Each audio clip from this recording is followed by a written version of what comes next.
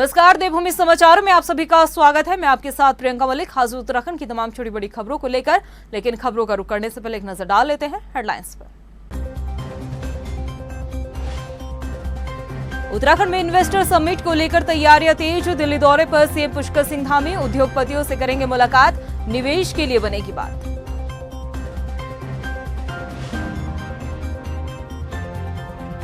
लोकसभा चुनाव के लिए बीजेपी ने कसी कमर, भाजपा ने शुरू किया नव मतदाता चेतना अभियान, नए वोटरों पर टिकी पार्टी की नजर।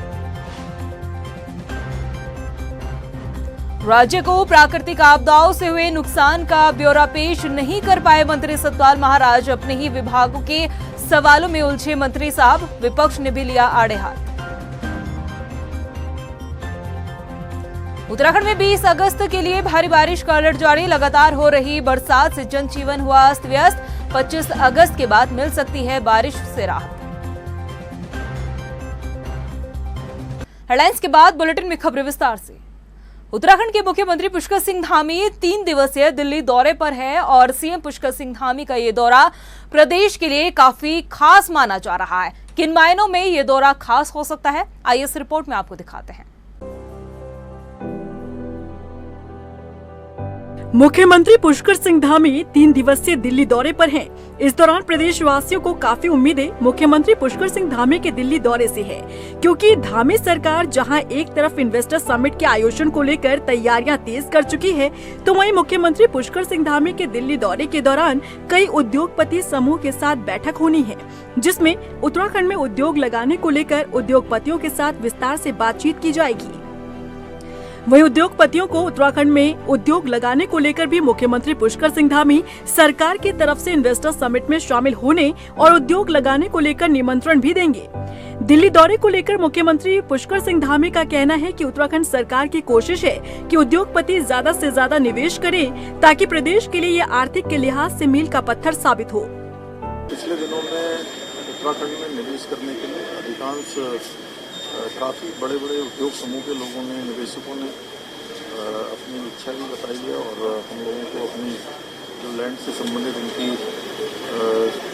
रिक्वायरमेंट थी, उस रिक्वायरमेंट के बारे में भी उद्योग डिपार्टमेंट को बताया है। तो उस संबंध में क्योंकि राज्य ने काफ़ी सारे काम किए हैं इस दौरान, उद्योग में हम उद्योगों के निवेश के अनुकूल जो पॉलिसी लेकर आए हैं और MSME से लेकर दीर्घकालिक, अल्पकालिक और मध्यकालिक जो है हमने बहुत सारी निर्णय लिए हैं, बहुत सारी नई नीतियों को प्रस्तावित किया है। तो उन सभी से सभी को अवगत कराना है। हाइड्रो के क्षेत्र में, सौर ऊर्जा के क्षेत्र में, हॉर्टिकल्चर के क्षेत्र में, उद्योग के क्षेत्र में और उद्योगों के लिए सिंगल विंडो सिस्टम को भी धरातल पर हमने पूरी व्यवहारिकता के आधार पर उतारने का काम इस दौरान हुआ है। वहीं उद्योग सचिव विनय शंकर पांडे का कहना है कि इन्वेस्टर समिट का जब आयोजन हो तो उस समय धरातल पर इन्वेस्टमेंट उतर सके। सरकार इसी उद्देश्य के साथ आगे बढ़ रही है। इस बार की जो इन्वेस्टर समिट होगी उसके फायदे अगले 4 से 5 साल में देखने को मिल जाएंगे। देखिए, हम लोग पिछली इन्वेस्टर समिट को भी मानते हैं कि वो काफ़ी हद तक सफल रही थी और लोगों का आना, यहाँ की परिस्थितियों से वाकिफ होना और करीब 22,000 करोड़ के इन्वेस्टमेंट टोटल ग्राउंडिंग हुई पिछले 5 वर्षों में। इस बार का जो टारगेट है वो हमारा है लगभग 2.5 लाख करोड़ के आसपास हम MOU साइन करेंगे और इसका इम्पैक्ट जो है आपको आने वाले सालों में मिलेगा, क्योंकि MOU साइन होने के बाद कई प्रक्रियाएं होती हैं और इसका इम्पैक्ट आपको धीरे धीरे अगले साल 3-4 साल 5 साल में मिलेगा। मुख्यमंत्री पुष्कर सिंह धामी के दिल्ली दौरे को लेकर उद्योग सचिव विनय शंकर पांडे ने जानकारी देते हुए बताया कि दिल्ली में उद्योगों के 15 से 20 समूहों के साथ मुख्यमंत्री पुष्कर सिंह धामी बैठक करेंगे, जिसमें उत्तराखंड में उद्योगपति क्यों उद्योग लगाएं, इसको भी विस्तार से बताया जाएगा। देखिए, ये लगभग 15 से 20 एसोसिएशंस हैं। आप भी भली भांति परिचित होंगे, चाहे CII हो, FICCI हो, ASSOCHAM हो, इस तरह के एसोसिएशंस को वहाँ बुलाया गया है। इनके जो टॉप ऑफिस बेयरर्स हैं उनके सामने बस जो मुख्यमंत्री जी से संवाद होना है। मुख्य रूप से वहाँ हम लोग ये बताएंगे कि आप उत्तराखंड में निवेश क्यों करें, क्योंकि ये उद्योग के जो ये हमारे एसोसिएशंस होते हैं इनके टच में संबंधित उद्योगपति होते हैं, इंडस्ट्रीज होती हैं, अलग अलग इनके इन्वेस्टर्स होते हैं, एक अच्छी लीड देते हैं ये। उनको हम ये बताएंगे कि उत्तराखंड में निवेश क्यों होना चाहिए। माना जा रहा है कि 2018 में त्रिवेंद्र रावत सरकार के दौरान जिस तरीके से इन्वेस्टर समिट का आयोजन हुआ और उसमें उद्योगपतियों के साथ जो करार हुआ था वो उम्मीदों के मुताबिक धरातल पर नहीं उतर पाया। इसीलिए धामी सरकार इस बार इन्वेस्टर समिट के आयोजन को लेकर फूंक कर कदम आगे बढ़ा रही है और इस बार इन्वेस्टर समिट में केवल बात MOU साइन तक ही सीमित न रहे बल्कि धरातल पर भी इसे उतारा जाए, इसी उद्देश्य के साथ काम किया जा रहा है। हल्द्वानी में भाजपा के प्रदेश प्रभारी दुष्यंत गौतम और बीजेपी के प्रदेश अध्यक्ष महेंद्र भट्ट ने नव मतदाता चेतना अभियान की शुरुआत की है। इस अभियान के जरिए बीजेपी के पदाधिकारी नए मतदाताओं के पहचान पत्र बनाने के साथ ही पुराने मतदाताओं को चिन्हित करेंगे। साथ ही शिफ्ट हुए मतदाताओं की भी लिस्ट बनाई जाएगी। प्रदेश प्रभारी ने बताया कि 24 और 25 अगस्त को पूरे प्रदेश में पार्टी के कार्यकर्ता घर घर जाकर मतदाता की जो पहचान पत्र है उनको वोटर लिस्ट से मिलान करेंगे और इस अभियान के जरिए भाजपा लोकसभा चुनाव की तैयारी कर रही है। वोटर चेतना अभियान महाअभियान, जो नए वोटर्स हैं उनको बनाना, जो पुराने हैं उनको आइडेंटिफाई करना कि उनका वोटर लिस्ट में नाम है या नहीं है, जो लोग ट्रांसफ़र करके उनको ध्यान करना, जो रहे नहीं हैं उनको कटवाना, ये अभियान पार्टी ने अपने हाथ में लिया है। तो इस काम को हम अब से नहीं कर रहे, 1951 में जनसंघ के निर्माण के बाद में लगातार करते रहते हैं। आज पार्टी ने केंद्र के द्वारा ये अभियान चालू किया है और उसके तहत सबकी नियुक्तियां होंगी। आज प्रदेश की नियुक्ति हुई है, कल जिले की होगी। अभी तक सरकारी एजेंसियां, NGO इनके माध्यम से जन जागरण करते हुए सबका वोट बने, सबका मतदान हो, इस विषय के कार्यक्रम चलते थे। देश की सबसे बड़ी राजनीतिक पार्टी होने के नाते हमारे राष्ट्रीय नेतृत्व ने तय किया है कि कोई भी व्यक्ति जिसकी उम्र 18 वर्ष हो चुकी है उसका मत बन जाए। किसी भी मंत्री को कम से कम अपने विभाग की जानकारी तो होनी ही चाहिए, लेकिन हम आपको रिपोर्ट जो आज दिखाने जा रहे हैं इसमें कैबिनेट मंत्री सतपाल महाराज मीडिया के सवालों में बुरी तरह से फंसते नजर आए, क्योंकि उनके पास अपने विभाग से जुड़ी ना तो कोई जानकारी थी और ना ही कोई आंकड़े वो पेश कर पाए हैं। नहीं, मैं चेक करके बता दूं। मेरे पास आपदा के आंकड़े नहीं है ना। बुरी तरह फंसे मंत्री सतपाल महाराज, मीडिया के सवालों में उलझ गए महाराज की आधी अधूरी तैयारी, खुद मंत्री पर पड़ी भारी। नहीं, मैं चेक करके बता दूं। नहीं, मैं चेक करके बता दूं। नहीं, मैं चेक करके बता दूं।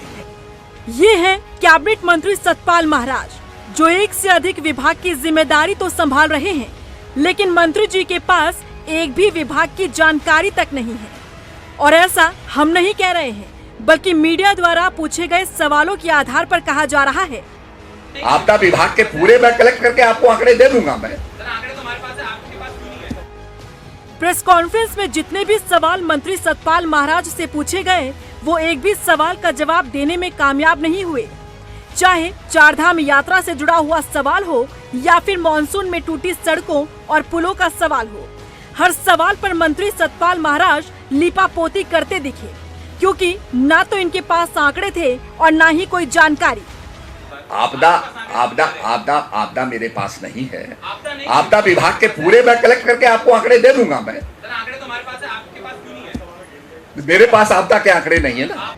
हैरानी की बात है, जिस प्रेस कॉन्फ्रेंस को करने के लिए मंत्री सतपाल महाराज बैठे थे, उसके लिए पहले से शेड्यूल तैयार किया गया था।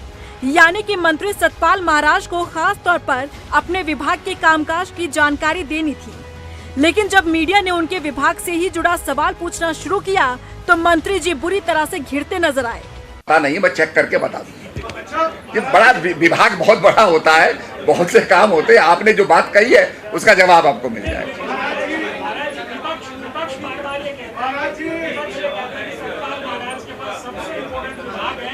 मेरे पास विभाग है, मैं खुद भी देखने गया। चारधाम यात्रा पे मैं गया। वहीं मंत्री सतपाल महाराज की आधी अधूरी तैयारी को लेकर मुख्य विपक्षी दल कांग्रेस ने चुटकी ली है। मंत्री जी को अपने विभाग की जानकारी न होने को कांग्रेस ने शर्मनाक बताया है। बहुत ही निराशाजनक, हदप्रभ करने वाला, हैरान करने वाली ये प्रेस कॉन्फ्रेंस थी, क्योंकि मंत्री महोदय का नकारापन इस प्रेस कॉन्फ्रेंस में बखूबी निकल कर आया। आप बताइए सतपाल महाराज कि आपके पास पीडब्ल्यूडी विभाग है, आपके पास सिंचाई विभाग है, आपके पास पर्यटन जैसा महत्वपूर्ण विभाग है, आपके पास सांस्कृतिक विभाग है। ऐसे में आपने अपने कार्यकाल में अगर सही समय पर मॉनसून से पहले पीडब्ल्यूडी के अंतर्गत अगर आपने सड़कों के गड्ढे पाट दिए होते, सड़कों की मरम्मत करा ली होती, तो शायद आज ये दुर्गति प्रदेश की ना हो रही होती जो आज हो रही है। बता दें कि मंत्री सतपाल महाराज के कामकाज को लेकर पहले से ही सवाल उठते रहे हैं। काम के समय नदारद रहने पर विपक्ष पहले से ही हमलावर रहा है।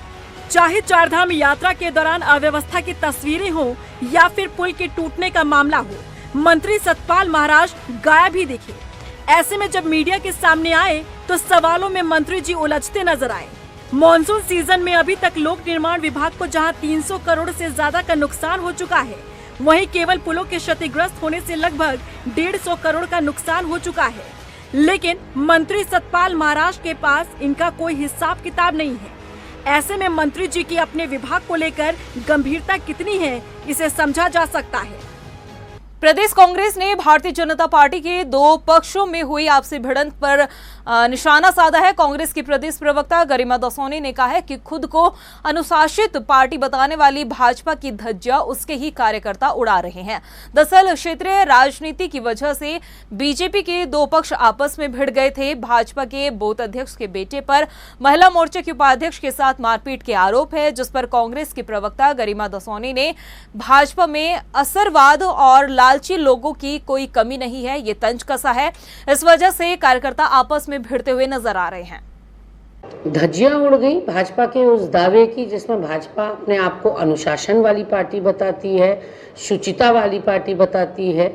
और अब आकर देखें, महेंद्र भट्ट से लेकर धामी जी से लेकर दुष्यंत गौतम से लेकर BL संतोष से लेकर सब लोग आकर देखें किस तरह से एक बूथ अध्यक्ष के बेटे करण धीमान ने महिला मोर्चा की जो उपाध्यक्ष हैं प्रदेश की सुमन सिंह को जिस तरह से लात घूंसों से मारा है, ना महिला होने का कोई मर्यादा रखी, और एक युवक जिस तरह से मार रहा है अपनी ही पार्टी के ऑफिस बियरर को या पदाधिकारी को, उससे तो यही पता चलता है कि भाजपा में ऑल इज नॉट वेल। वहीं गुलरभोज में टूरिस्ट डेस्टिनेशन बोर्ड जलाशय में पर्यटकों के लिए पैरासेलिंग बोट संचालन की शुरुआत की गई है। क्षेत्रीय विधायक अरविंद पांडे ने बताया कि शासन के आदेश के बाद जल्द ही बोट जलाशय में पैरासेलिंग की शुरुआत की गई है। मौजूदा वक्त में पर्यटक यहां आकर parasailing, rider, speed boat, jet ski, donut boat के अलावा वाटर स्कूटर का लुत्फ भी उठा सकेंगे। आने वाले दिनों में गुलरभोज जलाशय पर्यटकों के लिए आकर्षण का केंद्र होगा।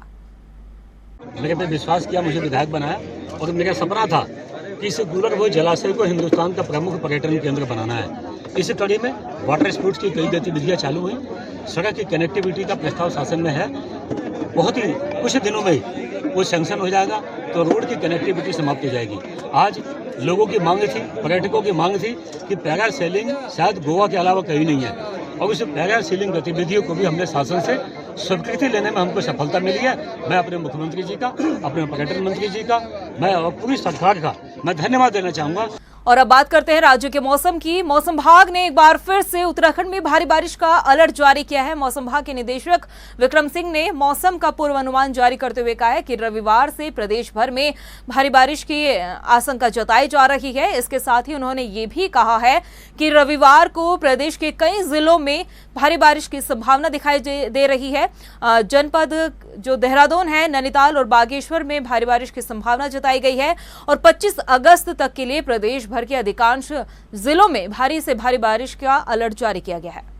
तो 19 और 20 में जो एक्टिविटी है प्रदेश में कमी रहने वाली है, लाइट से मॉडरेट तक रहेगी।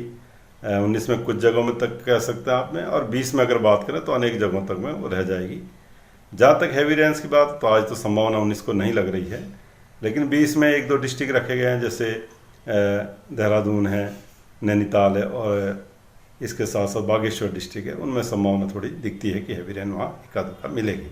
वहीं पौड़ी में कोषागार कर्मचारी संगठन ने सेवा नियमावली में हुए बदलाव के विरोध में 15 सूत्रीय मांगों को लेकर प्रदर्शन किया। कोषागार कर्मियों ने कहा है कि लंबे समय से समस्याओं के निस्तारण की मांग की जा रही है। कोषागार कर्मियों ने कहा है कि उन्हें सचिवालय कर्मियों की तरह ग्रेड पे का 85% दिया जाए। साथ ही विभागीय लेखा के अधिकारियों का कोषागार के कार्यों में अनावश्यक हस्तक्षेप रोक लगाई जाए।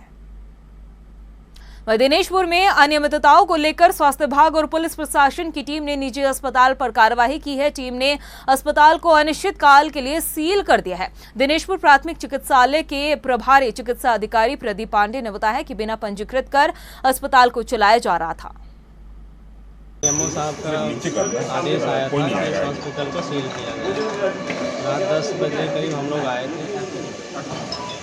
CSC प्रभारी डॉक्टर संजीव शर्मा आदि आए थे और उसके साथ हम लोगों ने मिलकर यहाँ हॉस्पिटल ताला सील लगाया था। फिर सुबह CMO सर का फ़ोन आया कि प्रॉपर वे में जाके इसको सील करिए। फिर तहसील प्रशासन आया है और हम लोग इसको प्रॉपर वे में सील करते हैं। उधर उत्तरकाशी में सब्जियों के ओवर रेट को लेकर छापेमारी की गई है। पूर्ति विभाग, खाद्य सुरक्षा विभाग और नगर पालिका द्वारा सब्जी की दुकानों पर रेट लिस्ट, साफ सफाई, फूड लाइसेंस और घरेलू गैस के व्यावसायिक उपयोग रोकने के लिए जांच अभियान चलाया गया है। इस कार्रवाई के दौरान साफ सफाई न रखने पर चालान किए गए, फूड लाइसेंस न बनाए जाने पर 5 दुकानों को नोटिस जारी किया गया है और घरेलू गैस के व्यावसायिक उपयोग करते हुए पाए जाने पर 17 सिलेंडर जब्त किए गए। आज हमने वो एक्चुअली पिछले काफ़ी लंबे समय से यहाँ सब्जियों के रेट भी बहुत हाइक कर रहे थे और उसमें लगातार शिकायतें भी प्राप्त हो रही थी और ये भी शिकायत प्राप्त हो रही थी कि जो सब्जी मंडी में हमारे विक्रेता है वो रेट लिस्ट नहीं लगा रखे हैं। उसे आम जन को पता नहीं चल पा रहा था कि सब्जियों के वास्तविक रेट क्या है और सब्जियों के रेट में वेरिएशन भी बहुत ज़्यादा मिल रहा था। तो उन्हीं शिकायतों के क्रम में हमारे द्वारा छापेमारी की गई है और इसमें हमने बाटवा विभाग को भी साथ लिया है, खाद्य और उसका नगर पालिका हमारे साथ में रही है और खाद्य सुरक्षा अधिकारी भी साथ रहे हैं। तो सभी दुकानों पे रेट लिस्ट लगवाई गई है और घरेलू सिलेंडरों की जो व्यावसायिक उपयोग हमारे प्रतिष्ठान करते हैं, व्यावसायिक प्रतिष्ठान, उन पे भी छापामारी की गई है। उधर हल्द्वानी में किसानों ने रेरा एक्ट के नियमों के खिलाफ ट्रैक्टर रैली निकाली है। प्रदर्शन कर रहे किसानों को पुलिस और प्रशासन की टीम ने मंडी के पास भी रोका, जिस वजह से किसान नाराज हो गए और सड़क पर ही बैठकर प्रदर्शन करने लगे। किसानों ने आरोप लगाया कि 400 ट्रैक्टरों की परमिशन दिए जाने के बाद भी उन्हें शहर में ट्रैक्टर रैली नहीं निकाले दिया गया है। किसानों ने प्रशासन पर रेरा एक्ट के जरिए किसानों के उत्पीड़न का भी आरोप लगाया। देखो, हम जो रेला का इन्हें नियम निकाला उसके विरोध में एक किसान ट्रैक्टर रैली शांतिपूर्ण ढंग से निकाल रहा था। तो हमें जब परमिशन दे दी गई थी, परमिशन बाद हमें मंडी गेट पर रोक दिया जाता है। हम इसकी घोर निंदा करते हैं और अभी तो मैं ये बता दूं प्रशासन को, ये तो टेलर है, पिक्चर पूरी बाकी है। अगर ऐसे ही किसानों के साथ अन्याय किया जाएगा, मैं जानना चाहता हूँ कि रामनगर और हल्द्वानी तहसील के लिए भेदभाव क्यों किया जा रहा है, क्यों और जगह नियम? अगर शीघ्र ही सरकार ने इस पर जल्दी से एक्शन नहीं लिया, इस नियमों को खत्म नहीं किया, तो किसान एक उग्र आंदोलन करेगा जिसके लिए बाध्य शासन प्रशासन होगा। राजधानी देहरादून के प्रेमनगर इलाके में हुई लूट की घटना का खुलासा एसएसपी दलीप सिंह कुंवर ने किया है। एसएसपी ने बताया है कि 7 अगस्त को आरोपियों ने असलहा के बल पर लूट की घटना को अंजाम दिया था। दोनों आरोपी हरियाणा के रहने वाले हैं। इनका एक साथी अभी भी फरार है, जिसकी तलाश जारी है। आपको बता दें कि आरोपी विदेश जाने के लिए आईलेट्स की पढ़ाई कर चुके हैं। 7 अगस्त को रात के लगभग 10:30 बजे प्रेमनगर क्षेत्र से एक मोटरसाइकिल की लूट 3 बदमाश करते हैं असला दिखा करके, और रात का वक्त था। इसमें इसको वर्कआउट करने के लिए हमने 4 टीमें बनाई और पूरी प्रक्रिया में लगभग 2000 सीसीटीवी को खंगाला गया। आपके देहरादून से लेकर के पोंटा साहिब से लेकर के हरियाणा, पंजाब, इवन यूपी के भी इलाके में जाकर के हम लोगों ने खंगाला और खंगाल करके 2 बदमाश सुखविंदर उर्फ सुक्कू है और शिव कुमार, ये दोनों सिरसा के रहने वाले हैं। तीसरा एक जो फरार चल रहा है अमरजीत, ये भी सिरसा का रहने वाला है, ये फरार चल रहा है। 2 अभियुक्तों का हमने अरेस्ट कर लिया है। Motorcycle Apache. प्रदेश की खबरों में इतना ही। फिर हाजिर होंगे कुछ खास खबरों के साथ। तब तक के लिए मुझे दे इजाजत। नमस्कार। उत्तराखंड में इन्वेस्टर समिट को लेकर तैयारियां तेज। दिल्ली दौरे पर सीएम पुष्कर सिंह धामी उद्योगपतियों से करेंगे मुलाकात, निवेश के लिए बनेगी बात।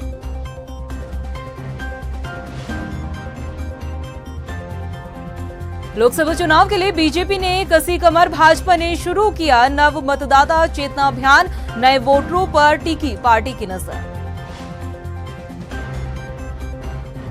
राज्य को प्राकृतिक आपदाओं से हुए नुकसान का ब्यौरा पेश नहीं कर पाए मंत्री सतपाल महाराज, अपने ही विभागों के सवालों में उलझे मंत्री साहब, विपक्ष ने भी लिया आड़े हाथ। उत्तराखंड में 20 अगस्त के लिए भारी बारिश का अलर्ट जारी, लगातार हो रही बरसात से जनजीवन हुआ अस्त व्यस्त। 25 अगस्त के बाद मिल सकती है बारिश से राहत।